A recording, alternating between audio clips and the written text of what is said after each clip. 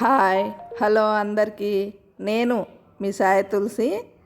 ఈరోజు వర్షం వచ్చి మొత్తం మొక్కల్లో కలుపు మొక్కలు బాగా వచ్చేసినాయి. ఆ కలుపు మొక్కలన్నీ కూడా తీసేసుకొని మట్టి గుల్లగా ఉండేటట్టు చూసుకుంటే మనం పెట్టిన మొక్క చాలా బాగా గ్రోత్గా పెరుగుతుంది. కాబట్టి ఎప్పటికప్పుడు మనం కలుపు మొక్కలు తీసేసుకోవాలి. గోరుచిక్కుడుకాయ ఇది. గోరుచిక్కుడుకాయ ఏంటో పెరగట్లేదు అస్సలు గోరుచిక్కుడు. నాకు ఇదిగో పూత అయితే వస్తుంది. 2 కాయలు కూడా కాసినాయి. గోరుచిక్కుడు నాకు రావట్లేదు. ఇగో ఇక్కడ ఉన్నాయి చూడండి, 2 కాయలు వచ్చినాయి. చెట్టు అయితే పెరగట్లా, ఎందుకనో ఏమో తెలియట్లేదు. చూడాలి. ఈ వేప చెట్టు పొలిసింది, ఉంచేస్తున్నాను వేప చెట్టు. ఎందుకంటే వేపాకు పొద్దున్న పూట ఒక 2 ఆకులు తింటే మనకి షుగరు రాకుండా ఉంటుంది.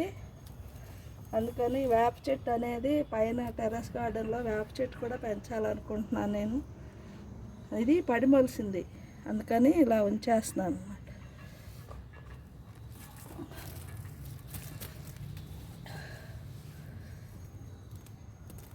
పొనగంటాకు కూడా రేపు తోటకూర, ఇదంతా పొనగంటాకు.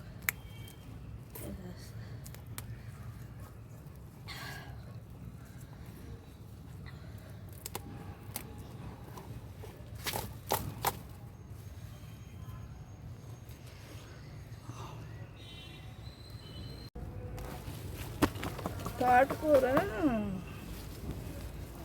ఫ్రై చేసేస్తా.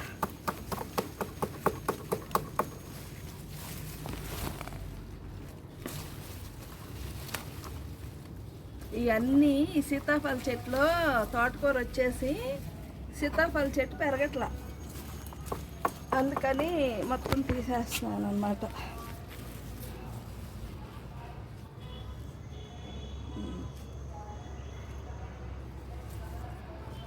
రేగుపళ్ళు వచ్చేసి రాలిపోతున్నట్టు. మొక్కలు ఉంటే అసలు ఒక చెట్టు బెండకాయలు కాయలేదు, వేర్లతో సహా బీరాలండి.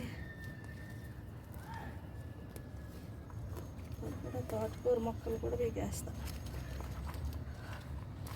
ఇవి ఉంటే దొండకాయలకి బలం సరిపోదు, కాయలు అన్నమాట.